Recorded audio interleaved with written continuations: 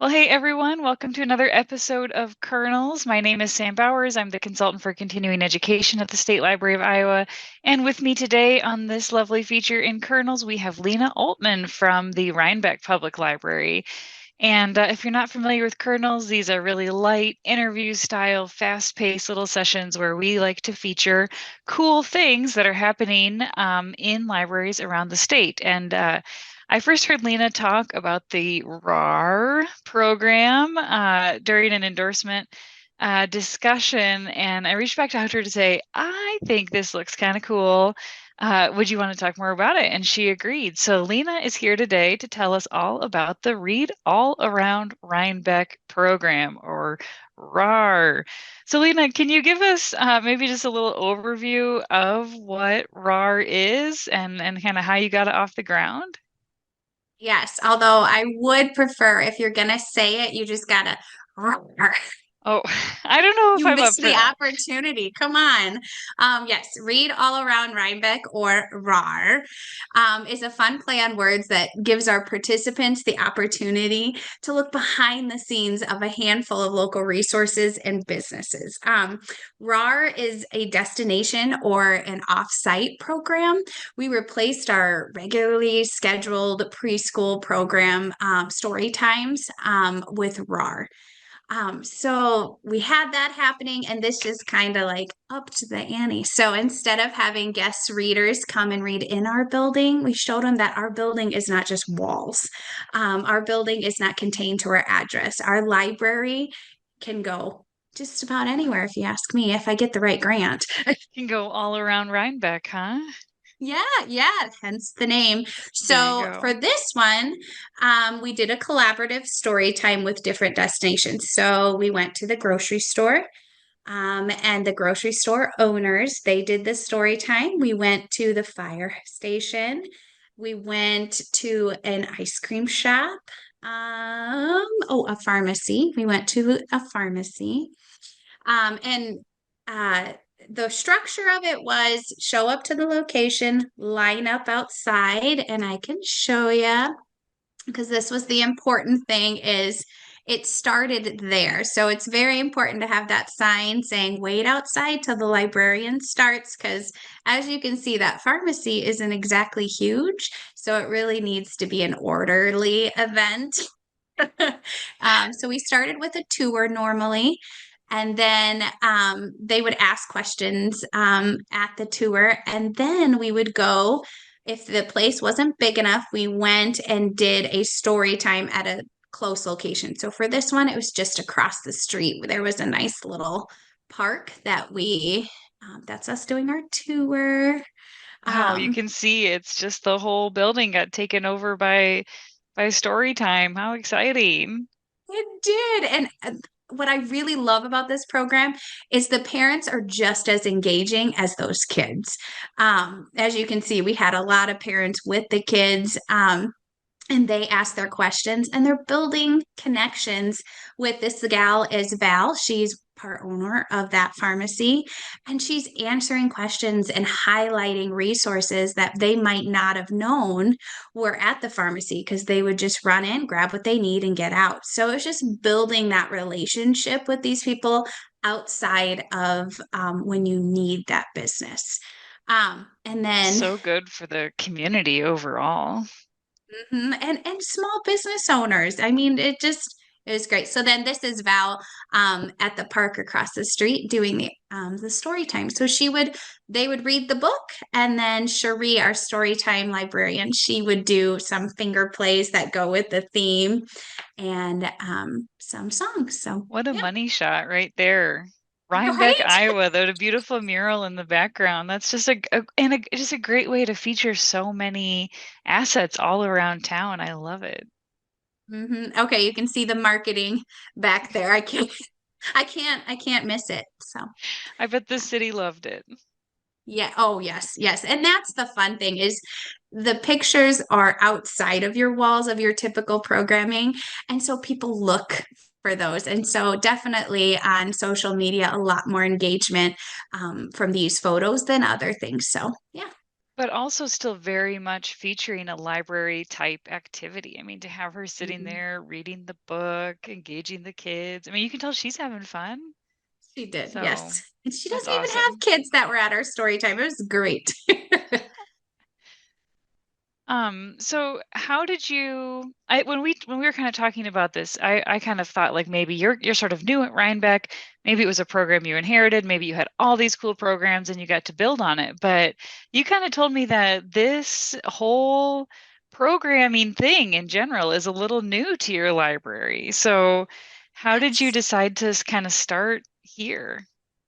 Well, so when I got hired as the director at the Reinbeck Library, this board hired a programming director for a library that did not currently have programming. And the gal who was the director before was the sweetest. And I was going through the budget with her and I said, "Great. So what's your monthly budget for programs?" And she's like, "There isn't one." And she goes, "Now we thankfully have Enrich Iowa. And so we stretch those funds as much as we can, and but that's pretty much our limit." And I'm going, "Okay, okay. I have a skill set. I really would love it to match here, but So you needed a way to get some high visibility programming at a low cost. And yes, you felt yes." So like, essentially, this program doesn't have to cost anything.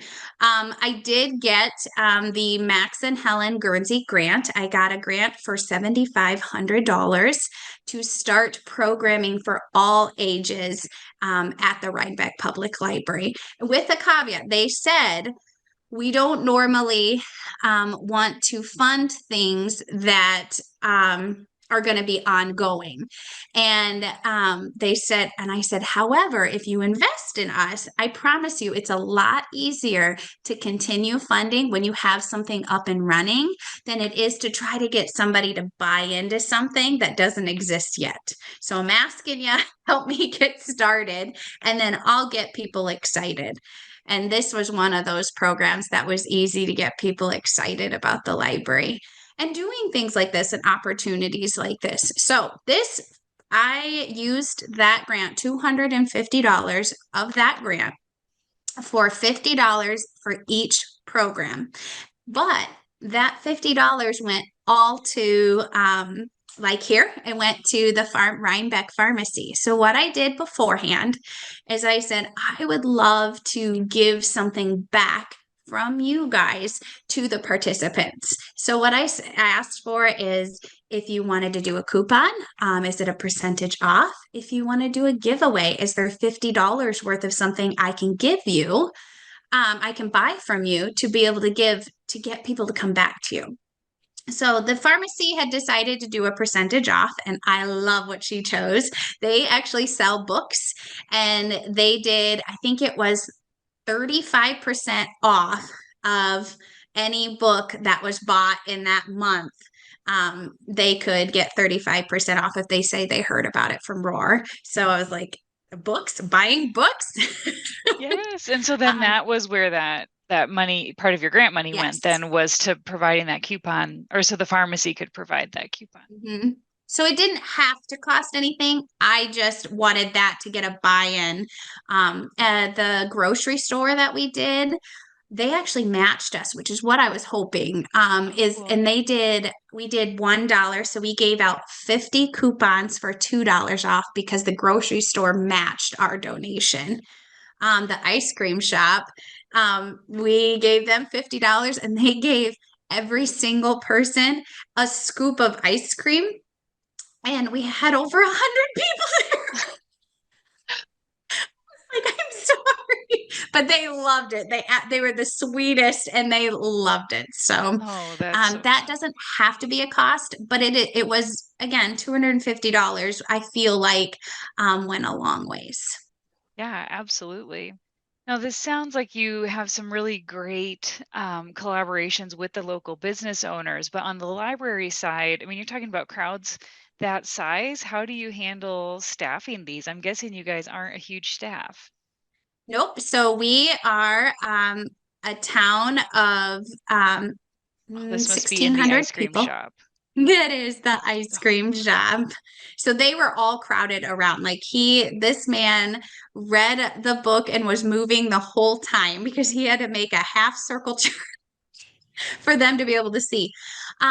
But so what we do is we have our story time 1 hour before we open. So, and that's our normal practice. So this was at 10 a.m. We open at 11. In theory, then we only needed one staff member so that the other person could open up if it went later. So Cherie, I don't know if she's in our next picture. Nope. So we would have, you need one person who really does need to direct it. Because when you line up, you got to have them lining up because otherwise they're going to storm the building and you don't want to do that to the people because this is new for them too.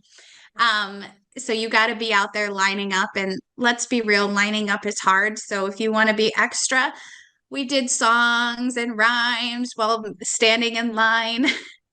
And then you really need to have somebody to guide the structure of the program and kind of keeping it in line, because expecting the grocery store owner to suddenly know how to interact with ages 0 to 99 in an engaging way, that's not fair. We do it all the time, but so you need to be there as that resource, guiding it and doing.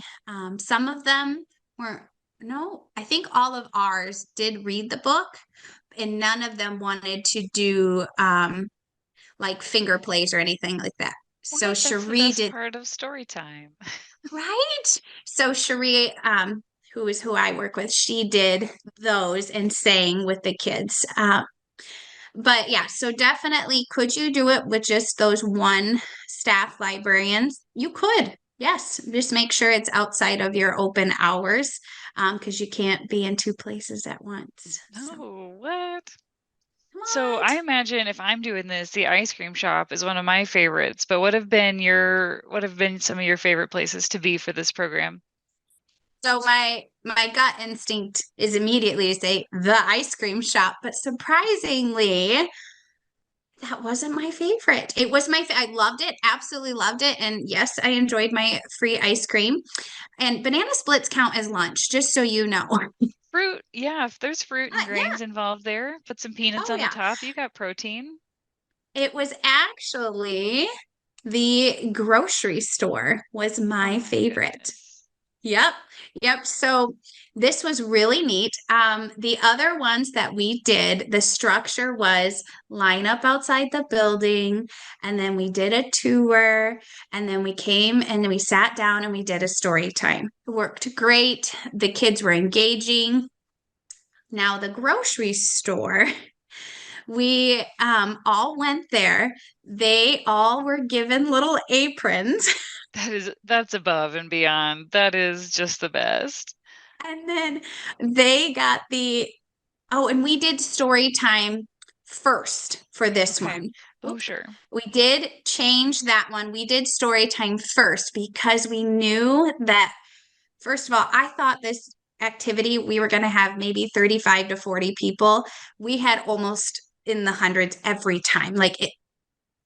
Either 100 or a little more or a little less. And Wow. so just again, a town of 1600 for a story time that's geared, and all of our programming, I say what the programming was intended for, but all ages certainly are welcome. So I just, for that age group, I didn't foresee this many, but it was great. So for this one, we did the story time first, and then they split them up into groups, and they had kids first in different aisles stocking shelves and So fun. explaining the how and the why they do that. And they even explained like expiration dates and sell by dates and what they actually mean. And I, for one, loved that. And, Yes. um, and they had them go in the back and realize how like the stock is, inventoried and taken up front. And and I feel like kids play grocery store a lot, so it was just really cool. And then they had them check out and practice checking out to each other. It was an unreal experience. I just That is absolutely loved it. so neat. What a cool thing for, and Yeah. then all those families in that local business. That's the thing I just keep coming back to is that you gave, those 100 people, what do you think, maybe 30 to 40 families that really cool experience. And like they're going to have Mhm. that forever and remember that about their local grocery store. So that's so special. Core memories. Yes, exactly. Now, I think I might know the answer to this question, but the community seems to have appreciated this new program, huh? Yes, yes. So, like I said, the buy-in, it's to get people to come back. You can see the firefighter here. Of course, kids love our firefighters and the fire station, but they also, with them coming there, our current station is looking for a new building. Like they have the plans and are going to have to be doing some fundraising effort. And this was just a way to bring them in to show, we just don't really have enough room for all the things we have in here, and gave a why. But yeah, the community response is this is great. This was fun. The local daycares participated in a couple of them, but it was really the parents that were available during the day. There were parents who changed their lunch time Oh, to wow. come or bring their kids or join kids.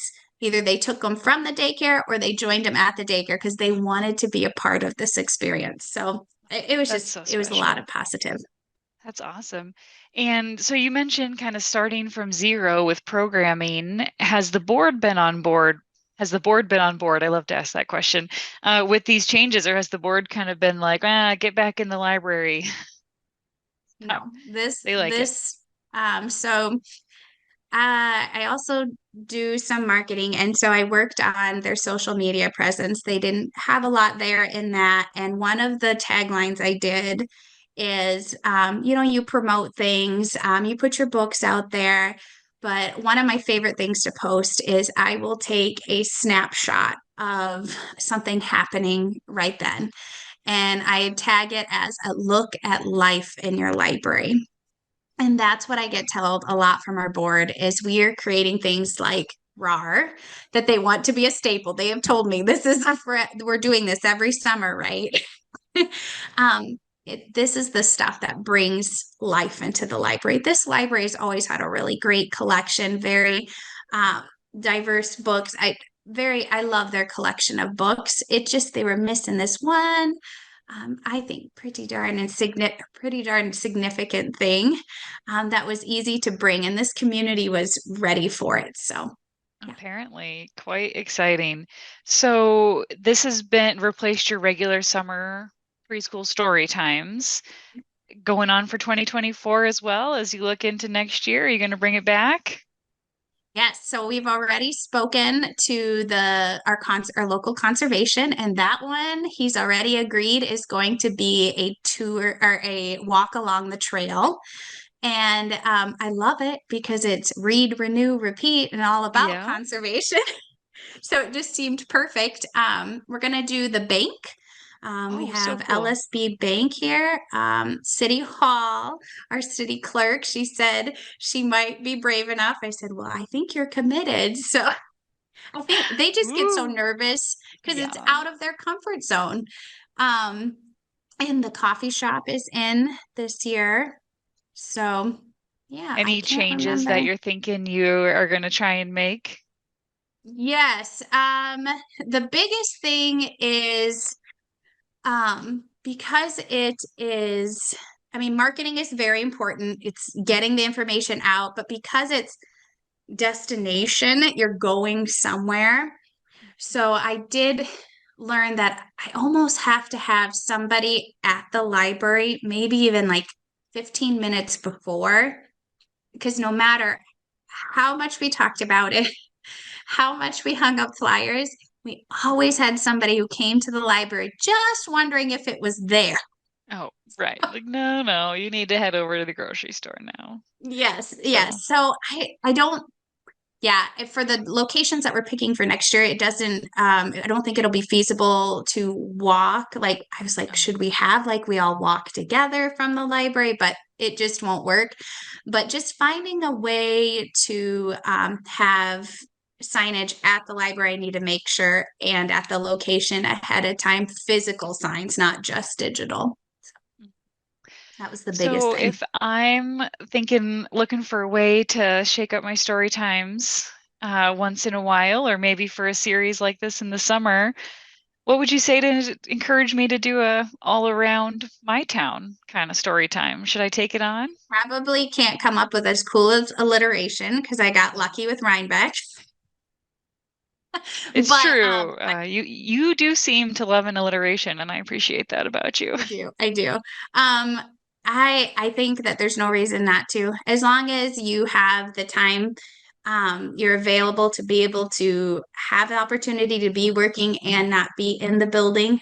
It's a no-brainer. You're building community connections between yourself and between your patrons and community members that only helps build those bridges. And us being a library showing that is only going to bear fruit in the future. Oh, I love that. What a great word of encouragement to end on. Anything else you want to say before we wrap up here?